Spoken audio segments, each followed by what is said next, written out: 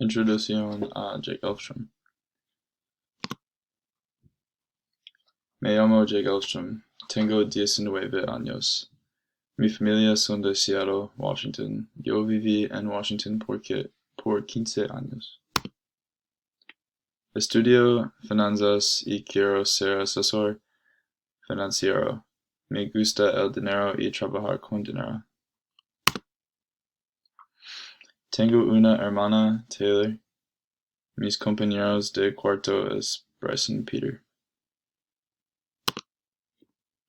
Mi comida favorita son el pollo y arroz blanco. También me gusta comer un burrito de Chipotle. Me gusta ir a la gimnasio para levantar pesas. También me gusta jugar baloncesto. Para vacaciones, yo quiero ir a New York o Perú algún tiempo. Gracias.